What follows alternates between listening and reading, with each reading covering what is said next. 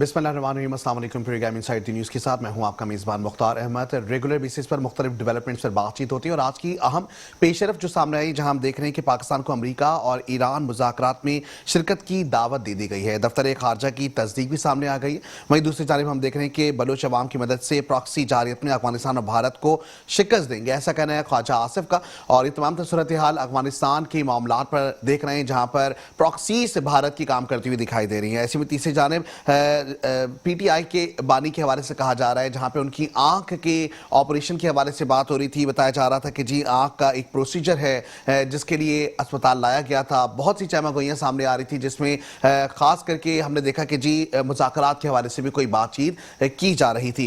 ऐसे में दूसरी जानब हम देखते हैं कि केपीके के हवाले से वज़ीर आला की अहम मुलाकात भी वज़ीर आज़म से होती है, उनका शिकवा भी सामने आ जाता है। ये तमाम सूरत हाल है जो कि इस वक्त हम देख रहे हैं कि जी सियासी मंजरनामे में इस वक्त उभरते हुए दिखाई दे रहे हैं। ऐसे में दूसरी जानिब हम देखते हैं कि जी कहा जा रहा होता है बानी पीटीआई की हमशीरा की जानिब से कि जी सिर्फ इलाज के लिए नहीं लाएं बल्कि रिहाई कर दें। मुतालबात सारे सामने आ रहे हैं। इन तमाम तर सूरत हाल के बाद हम देखते हैं शहरी कराची की बात करें तो शहरी कराची में भी हालत इज़ार कुछ इंफ्रास्ट्रक्चर और इसके साथ साथ इस वक्त की जो अहम सूरत हाल है, अगर उसके हवाले से बताया जाए तो ट्रैफिक शदीद दबाव इस वक्त मुख्तलिफ सड़कों पर नजर आ रहा है। बहुत सी वजूहात सामने आ रही हैं। शब बारात के हवाले से शब बारात एक ऐसा दिन जो कि हम ये देखते हैं कि जी बाबरकत रात है, जब आसमान से रहमत नासिल हो रही होती है, लोग अपने प्यारों की कब्रों पर जाकर फूल निछावर कर रहे होते हैं। हमने ये भी देखा है कि जी इसी दौरान गुज़िश्ता कई सालों से ये सिलसिला चलते हुए आ रहा है, जहां पर हम देखते हैं कि जी मुख्तलिफ कब्रिस्तानों में इंतजाम भी किए जाते हैं। लेकिन इस वक्त भी हम देख रहे हैं कि जी इंतजाम में फुकदान नजर आ रहा है। शहरियों की जानिब से कहा जा रहा है कि बुलंद और बांग दावे तो हुकूमत की जानिब से किए जाते हैं, इंतजामिया की जानिब से किए जाते हैं, लेकिन वो पूरे होते हुए दिखाई नहीं देते हैं। ऐसे में इस वक्त की जो सूरत हाल कराची से हमें अपडेट करेंगे हफीज अंसारी। हफीज अंसारी, हमें बताइएगा कि इस वक्त क्या सूरत हाल है और कब्रिस्तानों में जो इंतजाम किए गए हैं खातिर ख्वाह इंतजाम हैं? जी हाँ, देखें, जैसे कि शहर कराची के अंदर हम हर साल देखते हैं कि शब रात के मौके पर बाद नमाज मगरिब के बाद जो है लोग जो है ज़ायरीन जो है कब्रिस्तान अपने प्यारों की कब्रों के लिए रुख करते हैं। वहाँ पे इसाले सवाब के लिए फातिहा ख्वानी करते हैं, कुरानी तिलावत करते हैं। इस सिलसिले में इस वक्त भी हम देखते हैं कि शहर कराची के तमाम कब्रिस्तान, खवा वो तकिया हसन का कब्रिस्तान हो, शाह मोहम्मद शाह का कब्रिस्तान हो, मेवा शाह का कब्रिस्तान हो, तारिक रोड का कब्रिस्तान हो, लियाकताबाद का हो या मन्नू घोट मुतसिल ईसा नगरी कब्रिस्तान हो, इन तमाम कब्रिस्तानों के अतराफ की जो सड़कें हैं वो ट्रैफिक जाम की सूरत हाल पेश कर रही हैं, क्योंकि ये एक ऐसा वक्त होता है कि ब्रेक वक्त जो है तमाम शहरी जो है कब्रिस्तान जी हफीज अंसारी।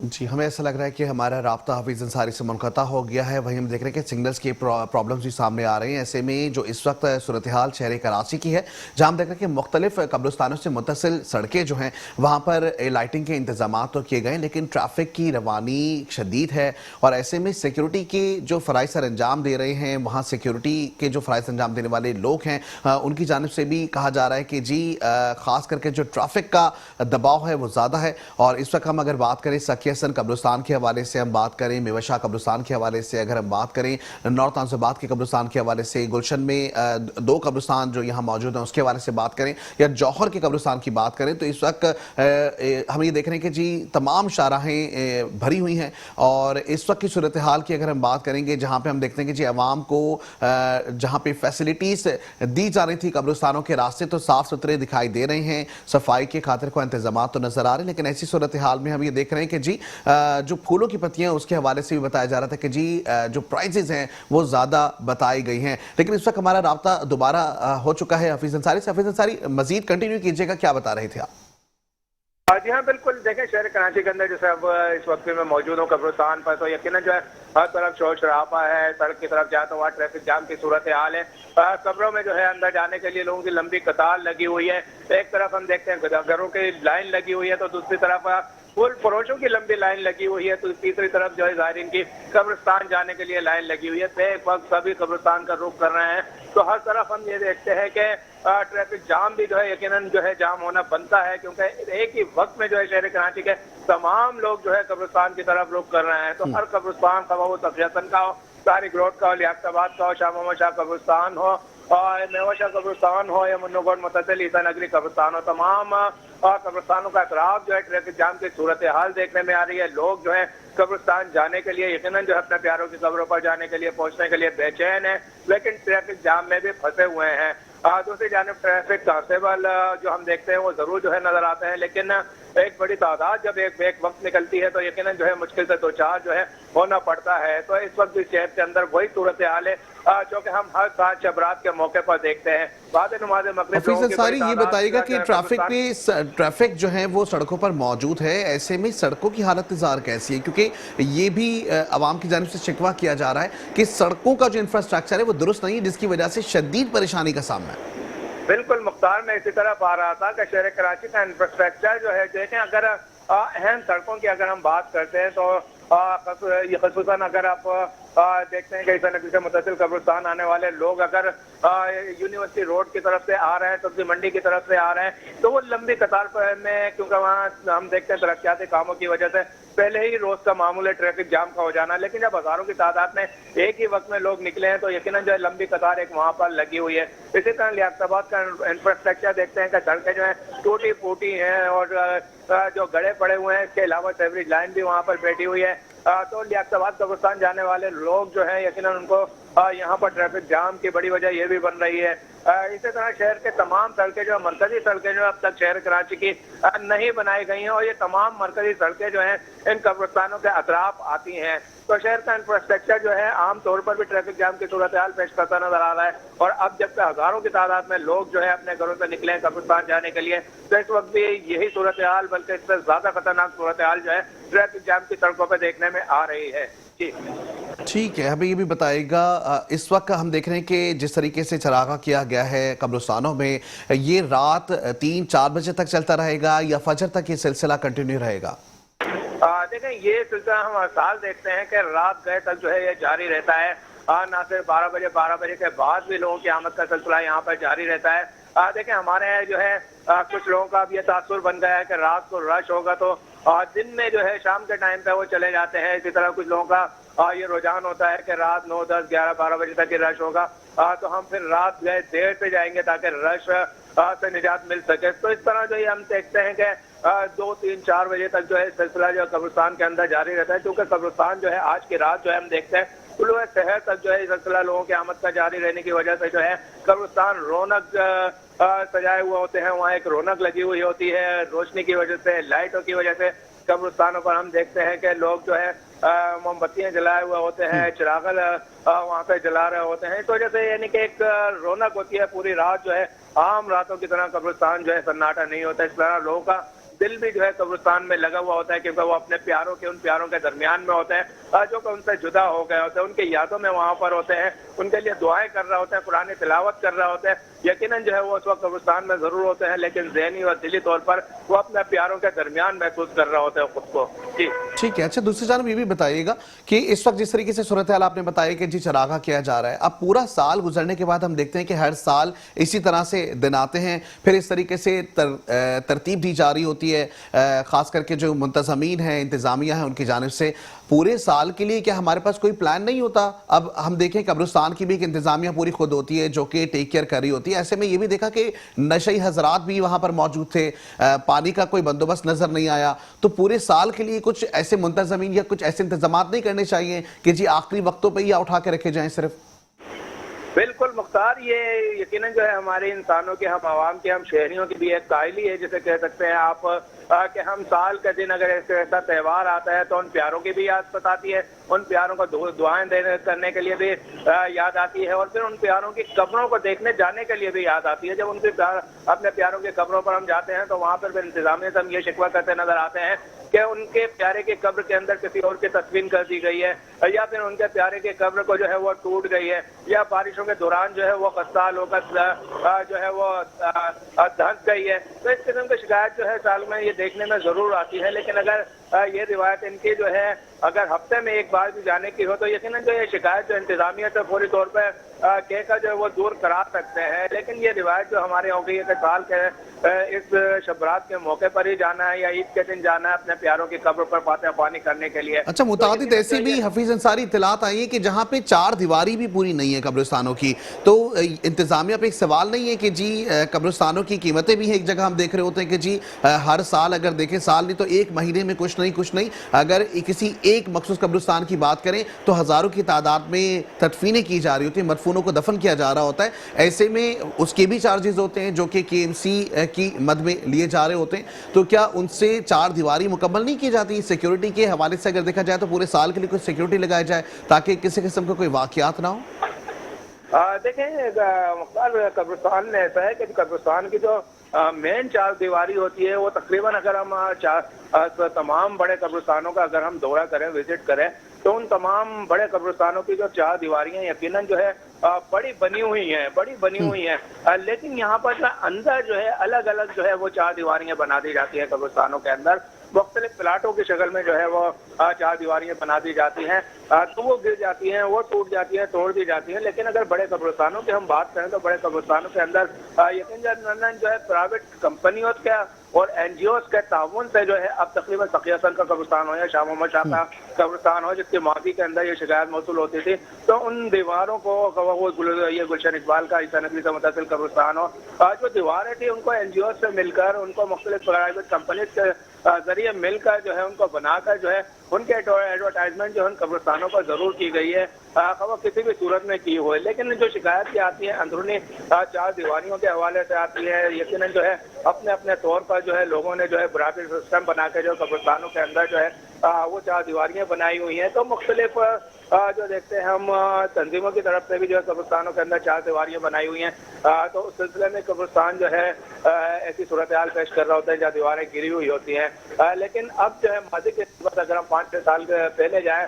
तो उनकी निस्बत तो अब कदरे बेहतर जो है कब्रिस्तानों की सूरत हाल देखने में आ रही है। जी ठीक है हफीज अंसारी, बहुत शुक्रिया, आप हमारे साथ मौजूद भी थे। और ख़ास करके अगर हम बात कर रहे हैं आज कब्रिस्तानों की हालत ज़ार पर, और हम इस तरीके से देखते हैं कि जी साल में एक ही बार मुंतज़मीन जो है वो हमें नज़र आ रहे होते हैं कि जी वो अचानक से उनको ख्याल आ जाता है कि वाकई में हमें कब्रिस्तानों के लिए काम करना। अब एक दिन की सफाई सुथराई या एक दिन के लिए क्या आप लोगों को राज़ी रखना चाहते हैं? पूरे साल की अगर बात करें तो हज़ारों की तादाद में, अगर मैं लिस्ट गिनवाऊँ तो पूरे पाकिस्तान में बहुत से वाक़यात रूनुमा होते हैं। बच्चों के साथ बदफीली के मामलात भी हमने देखा कि कब्रिस्तानों की तरफ लोग रुख कर लेते हैं, वहां से भी हमने देखा। इसके साथ साथ खवातीनों को जो कि मदफून होती हैं उनके साथ भी बेहुरमती के मामलात सामने आते हैं। ऐसे में हुकूमतें जो तमाम सूरत हाल को देख रही होती हैं, उनकी जिम्मेदारी बनती है कि सिर्फ चार दीवारी से काम नहीं चलेगा, बल्कि सिक्योरिटी के मरबूत इंतजाम भी किए जाएंगे। और इसके साथ साथ जिस तरीके से बहुत से ऐसे, मैं इस वक्त उन कब्रिस्तानों के नाम तो नहीं लेना चाहूंगा,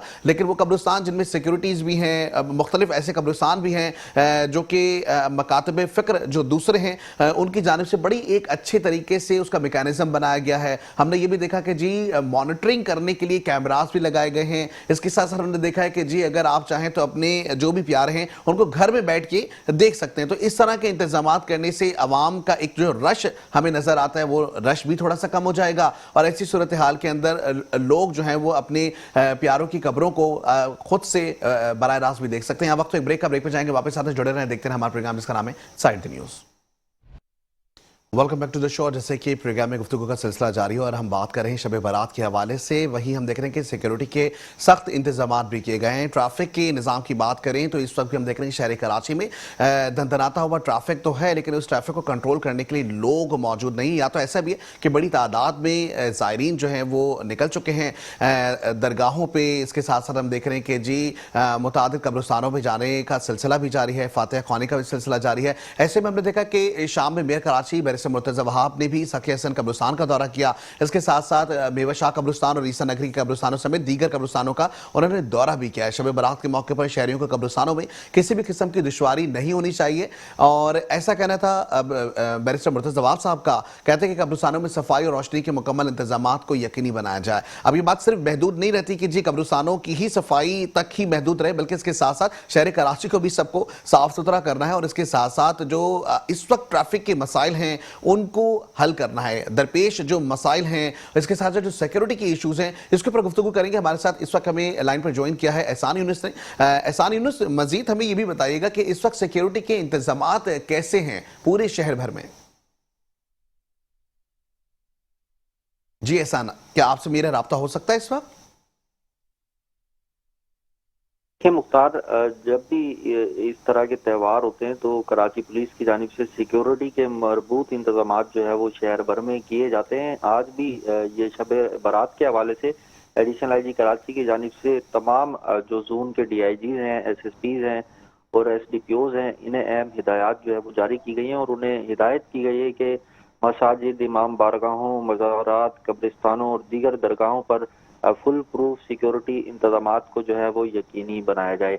एडिशनल आईजी कराची ने पुलिस को ये हिदायत की है कि मरकजी शाहराहों और गलियों में पुलिस मोबाइल और मोटरसाइकिल गश्त को भी जो है वो बढ़ाया जाए, क्योंकि ये देखा जा रहा होता है कि शब बारात के मौके पर जो फर्जंदान इस्लाम होते हैं ये मसाजिद का रुख करते हैं, रात गए तक जागते हैं और कब्रिस्तानों में अपने प्यारों की कब्रों पर फातिहा खानी करने के लिए भी जा रहे होते हैं। तो इसी दौरान जो शहर में जराइम पेशा नासिर होते हैं तो वो भी मुतहर्रिक हो जाते हैं। कहीं लूट मार की वारदातें सामने आ रही होती हैं तो कहीं दीगर वाक़यात जो है वो सामने आ रहे होते हैं। तो इसी तमाम तर सूरत हाल को मद्देनजर रखते हुए पुलिस चीफ ने यह फैसला किया और तमाम अफसरान को ये हिदायत की गई है कि तमाम गलियों और शाहराहों पर पुलिस मोबाइल्स और मोटरसाइकिल के गश्त को बढ़ाया जाए ताकि इस तरह की जो जराइम पेशा नासिर है उन्हें गिरफ्तार किया जा सके। इसके साथ साथ ये भी हिदायत की गई है कि शब बारात की महफिल और इज्तिमात के जो मुंतजमीन हैं उनसे पुलिस राब्ते में रहे और उनके रजाकारों को भी जितनी भी मसाजिद हैं, दरगाहें हैं या इमाम बारगाहें हैं वहाँ पर जो है वो तैनात किया जाए और उनके साथ पुलिस जो है वो ताउन करे।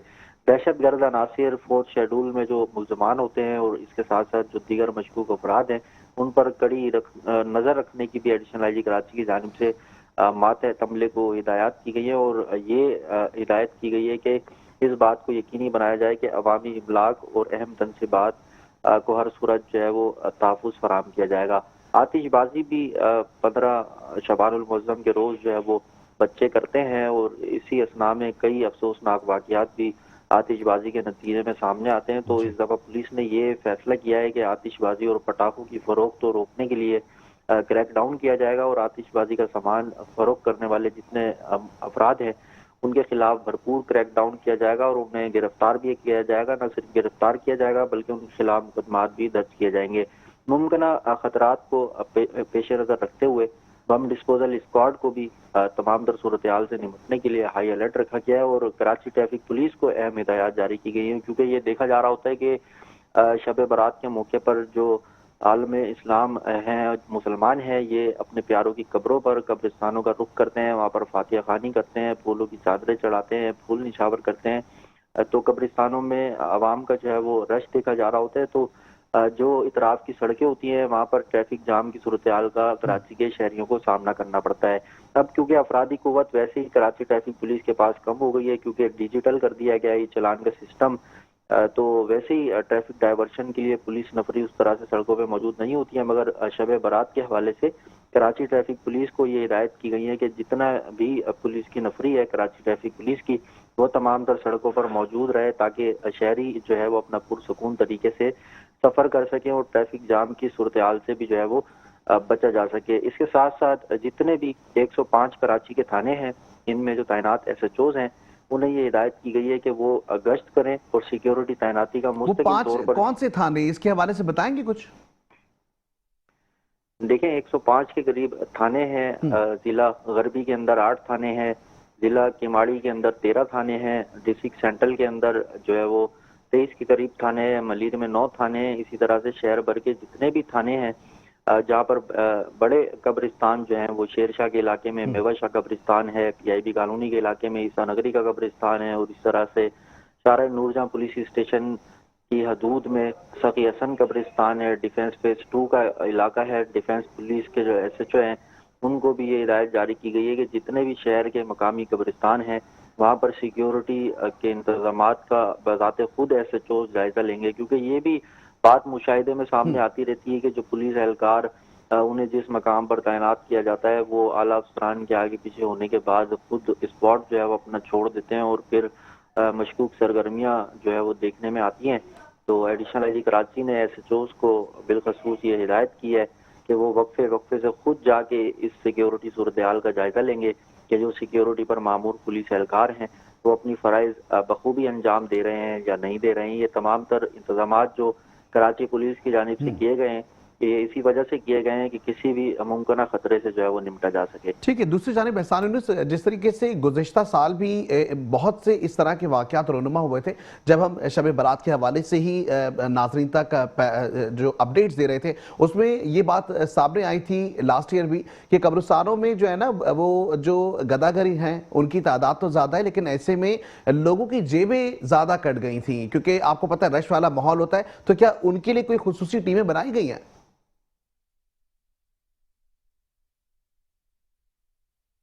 जी एहसान यूनुस, क्या आप सुन सकते हैं?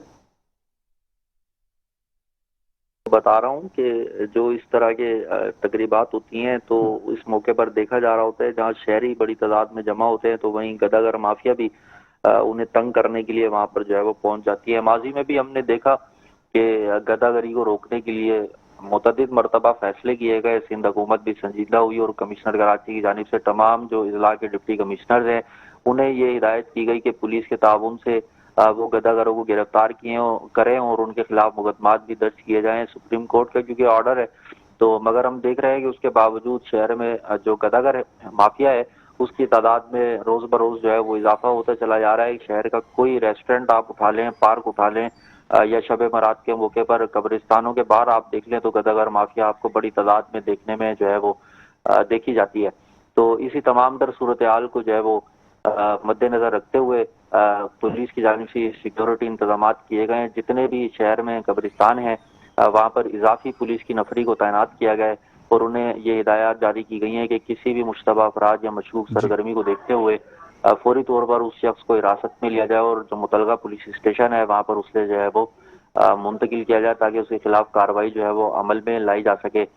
इसके साथ साथ जो सेफ सिटी के कैमरे हैं उनकी मदद से भी जितने भी बड़े कब्रिस्तान हैं वहाँ पर कैमरों की तनसीब के अमल को भी यकीनी बनाया गया है ताकि मशकूक सरगर्मियाँ कमांड एंड कंट्रोल रूम से भी ऑपरेट की जाती रहें और किसी भी मुश्तबा सरगर्मी को देखते हुए जो कमांड एंड कंट्रोल रूम का स्टाफ है वो मुतलका पुलिस स्टेशन को इतला देगा और उसके बाद पुलिस फौरी तौर पर रिस्पॉन्स करते हुए किसी भी मुश्तबा शख्स की जिसकी इतला दी जाएगी उसे फौरी तौर पर हिरासत में लेगी और उसके खिलाफ कार्रवाई अमल में लाई जाएगी। तो हम देख रहे हैं कि शहर भर में शब बारात के मौके पर सिक्योरिटी के मरबूत इंतजाम कराची पुलिस की जानिब से किए गए हैं।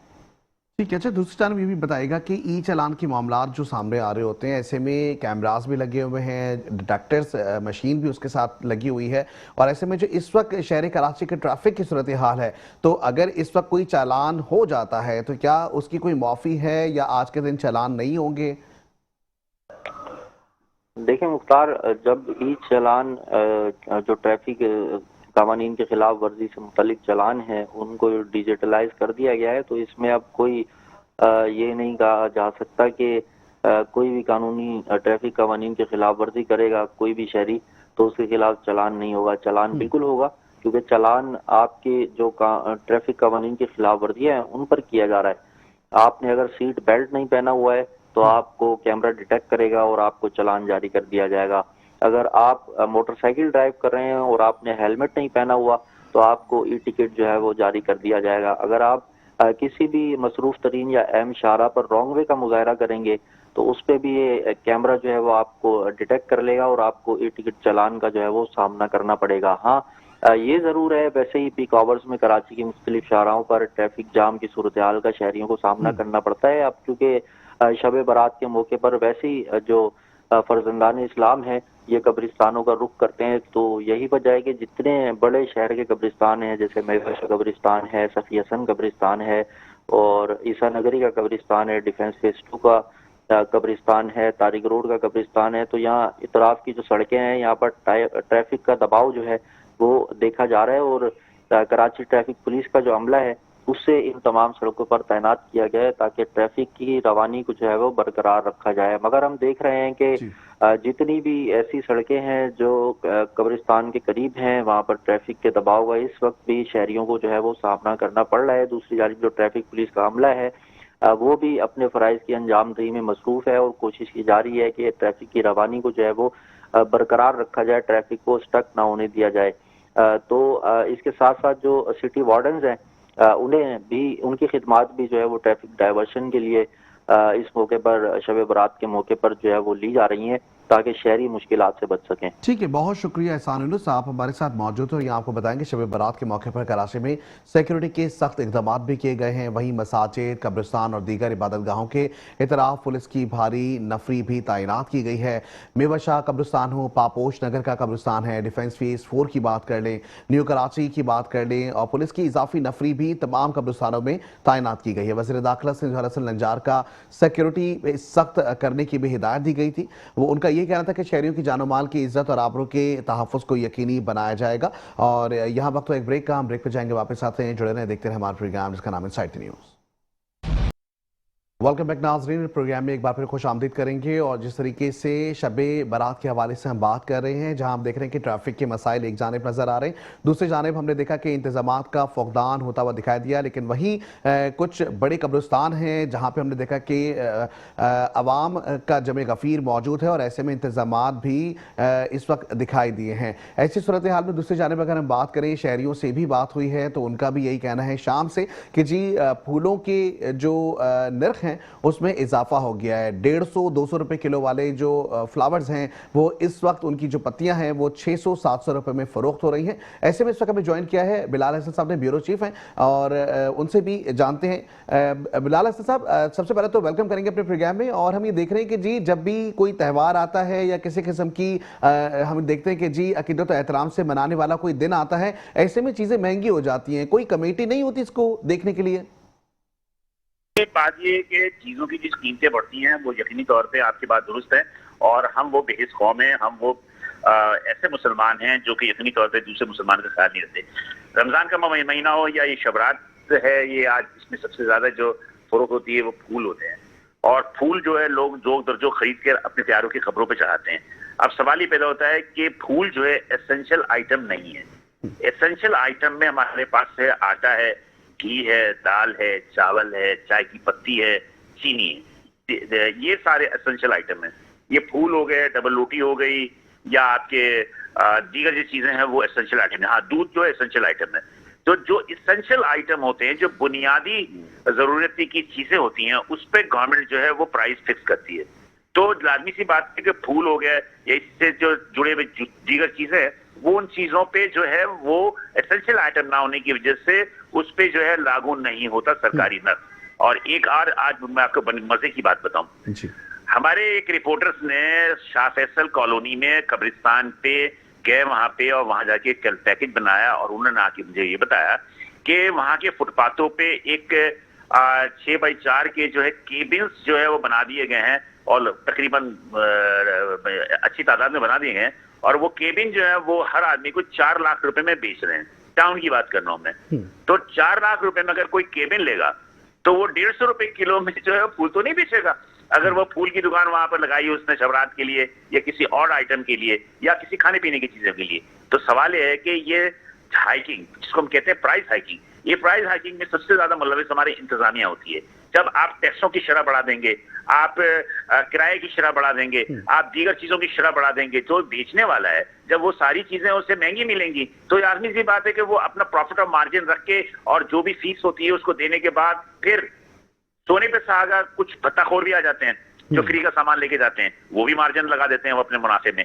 तो कॉस्ट ऑफ डूइंग इतनी बढ़ जाती है कि इस कॉस्ट ऑफ डूइंग की वजह से जो है वो चीजों की कीमतें बढ़ जाती हैं, और फिर वो उसका जो मुतासिर होता है वो एंड यूजर होता है, यानी अवाम होते हैं। लेकिन जिम्मेदार तो फिर इंतजामिया हुई ना, जो इस तमाम सूरत हाल में पसे मंजर छुपी हुई है। बिल्कुल, आपकी बात बिल्कुल दुरुस्त है, आपकी बात बिल्कुल दुरुस्त है कि इसमें इंतजामिया जिम्मेदार है।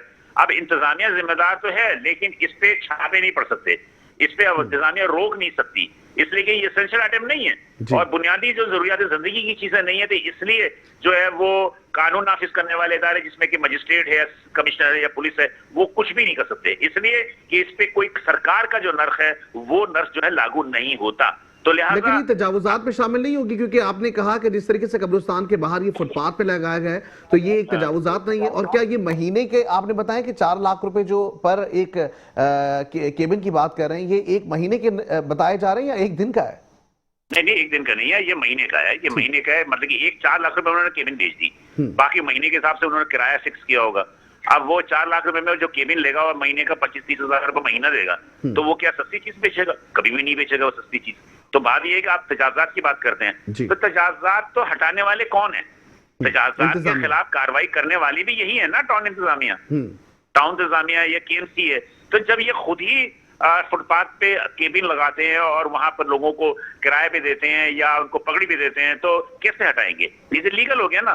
बात ये है कि जब दारोगा ही चोर होगा, तो सवाल ही पैदा होता है कि चोर को कैसे पकड़ेगा दारोगा? सर तो कैसे इंतजाम दुरुस्त किए जाएं? जाहिर हम ये देखते हैं कि तजावुजात से तो भरा हुआ पूरा शहर कराची है, कोई ऐसी एलोकेशन दे दी जाए हुकूमत की जानिब से आवाम को कि जहां पे वो अपने स्टॉल्स लगा लें, कुछ ना कुछ तो इक़दाम करने होंगे। अगर हम लाहौर की बात करें, लाहौर में भी हमने ये देखा कि जी वज़ीर आला पंजाब ने जब तजावुजात ज्यादा बढ़ने लगी तो उन्होंने एक पूरी मार्केट बना के दे दी कि जी यहाँ पर आप लगा लें अपने जितने भी जो स्टॉल्स हैं, ताकि आपके लिए भी फायदेमंद हो और उसकी जो एक खती रकम है वो हुकूमत के पास भी जमा हो जाए। आपकी बात दुरुस्त है। बात बदी होती है ना कि नेक नियति, जब इंतजामिया में सूबाई हुकूमत में नेक नियति नहीं होगी, उनका मकसद ये होगा लोगों को लूटना, और लूटने से मतलब ये है कि अपनी जेबें भरना। तो सवाल है कि आप पंजाब की जो मिसाल दे रहे हैं, ये पंजाब की मिसाल बिल्कुल दुरुस्त है।